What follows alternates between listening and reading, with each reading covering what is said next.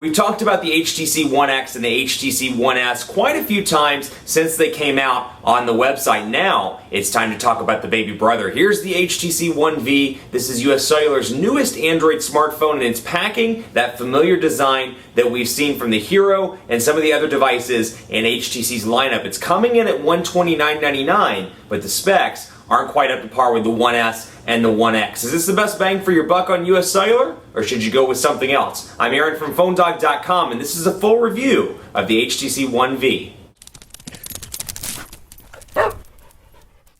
We talked a lot about the HTC One X and the HTC One S on PhoneDog, but now it's time to talk about that kind of mythical third device that was announced at Mobile World Congress earlier in the year in Barcelona. Here's the HTC One V, available now at US Cellular for $129.99, and also available at Virgin Mobile if prepaid is your thing. Special thanks to US Cellular for hooking us up with a review unit. Special thanks to Best Buy Mobile as well for hooking us up with awesome phones that we give to you in the One Paw Bandit game. When you go into Best Buy Mobile to get your new smartphone, you'll walk out working. They'll help you set up your email, your web, your contacts, your settings, and more, so when you walk out the door, you're good to go. Let's take a look here. One V preserves that iconic HTC design. It's thinned down a little bit, it's lost some weight, been on a diet, and has that telltale hump despite losing a little bit of the pounds and a little bit of the thickness. In terms of weight, 4.06 ounces here, about 0.36 inches thick, and a 3.7 inch display. So in terms of specs, not quite as robust as the One X and the One S, but still a nice device, and at $129.99 on contract, it's definitely worth considering, particularly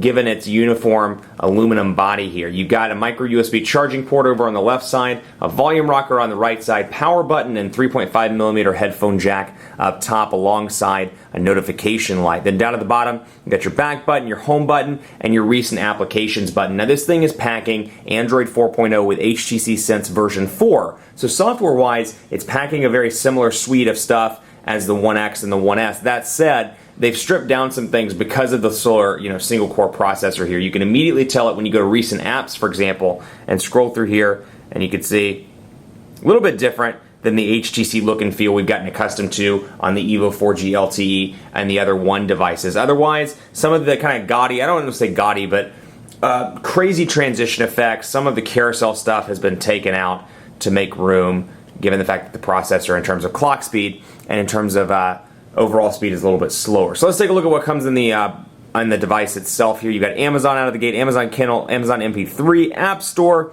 daily perks from US Cellular, City ID. You got IMDb out of the gate, HTC Hub, some Google stuff, Google Plus integration here, mobile TV with US Cellular. And then over here, SoundHound, Tone Room Deluxe, Uno, TuneIn Radio, Zappos, Your Navigator, which is US Cellular's version of the Telenav solution. But you can see here when I scroll from frequent to downloads, for example, it doesn't do that carousel effect that you come to know and either love or hate on the One X, the One S, and the Evo 4G LTE. Otherwise, menu structure very similar here. You can see the menu button, the Play Store, and then search. And overall application structure is pretty similar as well. 5 home screens here, a difference from the 7 that you see on the other devices, and you don't have the ability to pinch to get to the individual home screens. That said, you can easily scroll over and move back and forth between those. Now down here, your dock, and then of course when you turn it on, you can see it comes with that same unlock screen that you've seen from other devices that are running Sense version 4. Now, let's jump right into the personalization menu, because I want to show you there are some minor setting differences as well. Not anything crazy by any means. You can still change the skin on HTC by default right now, but you can go to HTC Hub and get additional skins if you so desire. Then of course aluminum, we can apply aluminum for example, and let's see how long that takes once we hit apply. So it's loading up right now. And obviously you saw that the background changed as well. And then of course the dock down here is a little bit different also, as is this, and then the top part as well. Here you can see digital roaming. I'm not in a US Cellular coverage area. You do get the shortcuts to settings and to clear out the notifications bar as well. And personalize, we'll go into lock screen shortcuts. Home screen, wallpaper, you can see that here as well. Home screen, you don't get the ability to change the lock screen style though, as you can see. You don't get the ability to add weather, for example, or to add your photo stream like you do on the more robust HTC devices. So that's something to keep in mind. If that's something that appealed to you about the other devices, perhaps you should go with the One X on AT&T, the One S on T-Mobile, or the Evo 4G LTE on Sprint, which is just now coming in a white color according to press release from this week. Otherwise, let's take a look at messaging. Forgive me while I pull this out and remove a message. We're going to delete that. And then we're going to go in here and see this little spam message that came in earlier. Cancers, book your free birthday party now. Express entry, unlimited guests, free drinks, free bottle of champagne. We're going to write back and say, the quick brown fox loves him some booze. Quick brown fox loves him some booze. Not some boogie. Booze. 3.7-inch display here. HTC Sense keyboard pre-installed with the ability to do, or at least you should have the ability to do swipe. I believe I disabled that. Let's double check on that because I'm not quite sure. That may be something they removed with going from a more robust device to the One V. They may not have included that feature. You never quite know until you go and look. Let's see. HTC Sense input. And let's take a look. Sound feedback vibration. Looks like advanced settings. Let's see what we've got here. Looks like you don't have that option.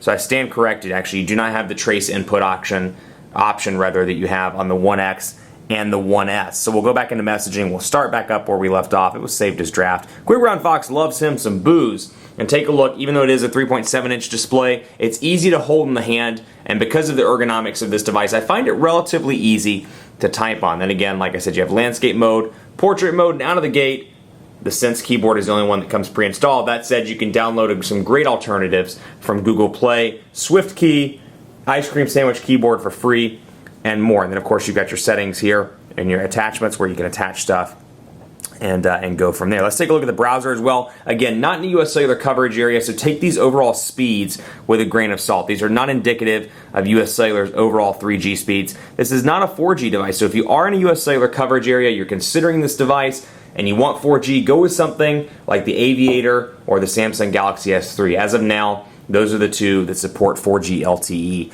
on US Cellular. Aviator is essentially a Droid Charge, and then of course we all know what the Galaxy S3 is.